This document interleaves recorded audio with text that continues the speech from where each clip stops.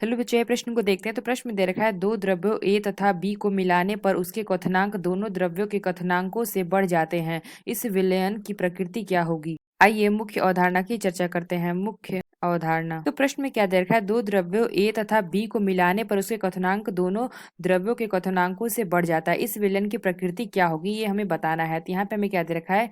ए तथा बी को मिलाने पे। तो अगर हम देखें तो जो हमारा, जैसे कि अगर हम मान लेते हैं ये हमारा कोई एक विलयन है, तो ये हमारा क्या है? ए है। और इसको अगर हम देखें तो ये हमारा क्या है? विलयन। अगर हम ले लें इसको, हम मान लेते हैं बी। प्रश्न में दे रखा है कि मिलाने पर क्वथनांक दोनों द्रव्यों के क्वथनांकों से बढ़ जाते हैं। तो अगर हम जो हमारा ए है इसको अगर हम देखें तो इसको हम मान लेते हैं, इसका हमारा क्वथनांक क्या है?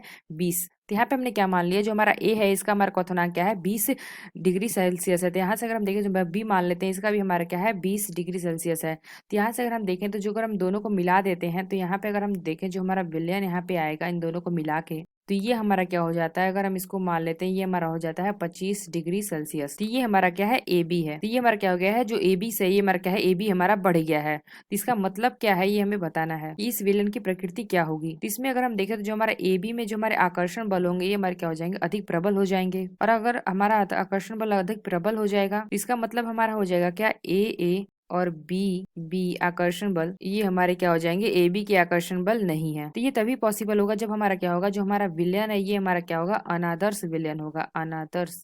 तो जब इनके बीच के आकर्षण बल हमारे क्या हो जाएंगे? बढ़ जाएंगे।